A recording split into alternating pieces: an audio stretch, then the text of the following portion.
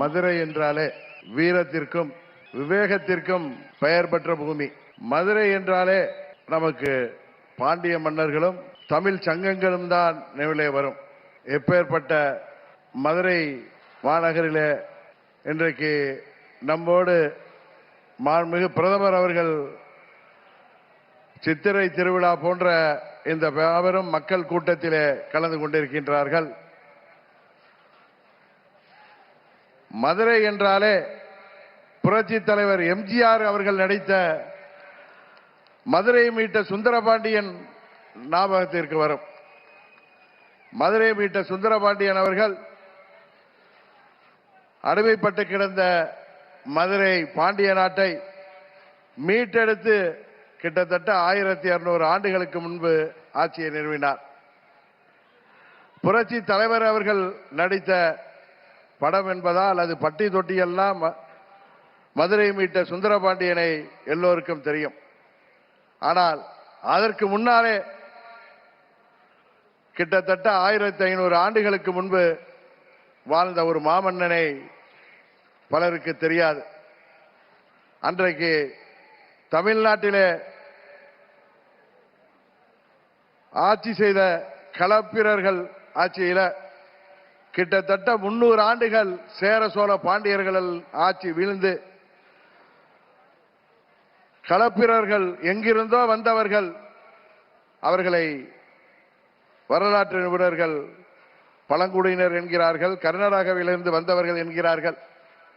300 ஆண்டுகள் இங்கே போர் தர்மத்தை விட்டுவிட்டு அவர்கள் கொரில்லா போர் தாக்குதலிலே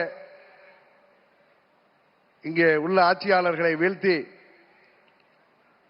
300 ஆண்டுகள் தமிழ்நாட்டை அடக்கி ஆண்டார்கள்.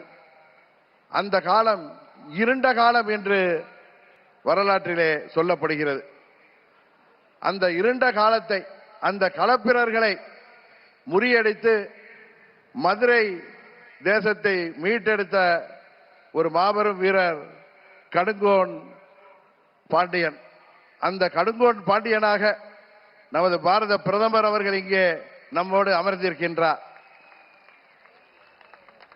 அன்றைக்கு கடுங்கோன் பாண்டியன் அவர்களுக்கு பல்வேறு தளபதிகளும் போர் வீரர்களும் அவரோடு சேர்ந்து போரிட்டு மதுரை மீட்டார்கள்.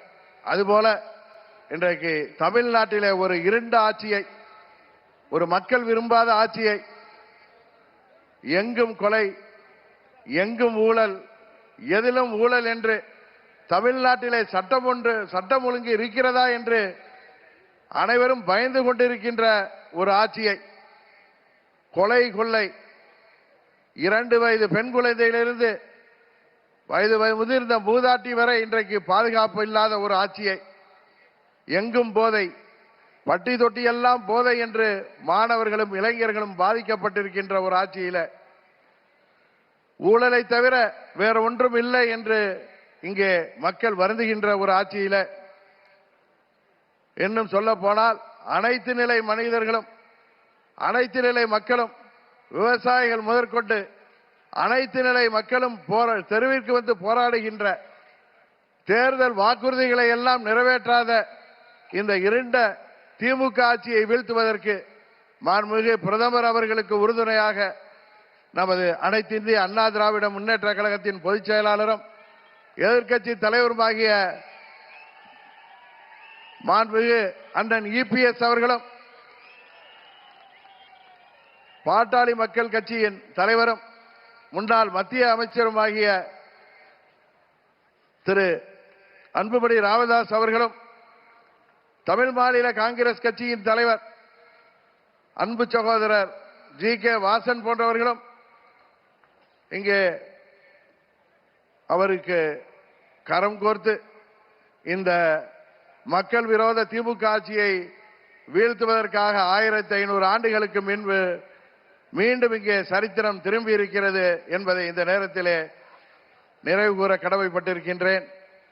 இன்னும் சொல்ல போனால் இன்றைக்கு இந்த திமுக ஆட்சியில எத்தனையோ ஊழல்கள், எத்தனையோ முறைகேடுகள் அவர்களால் மறைக்கப்பட்டாலும் அவையெல்லாம் இன்றைக்கு ஊடகங்கள் மூலம் வெளிவந்து கொண்டுதான் இருக்கின்றன என்பது எல்லோருக்கும் தெரியும். ஏழை எளிய மக்களை எப்படியாவது விலை கொடுத்து வாங்கிவிடலாம், எப்படியாவது மீண்டும் திமுக ஆட்சியை அமைத்து அந்த குடும்பத்தின் வாரிசாகிய உதயநிதி ஸ்டாலினுக்கு முடிசூட்டி விடலாம் என்று தமிழ்நாட்டு முதல்வர் அவர்கள் கங்கணம் கட்டி கொண்டிருக்கின்றார்.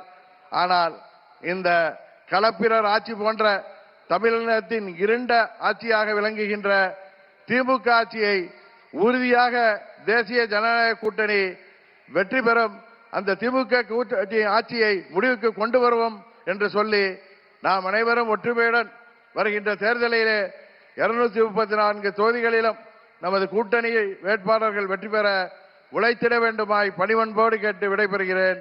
நன்றி, வணக்கம்.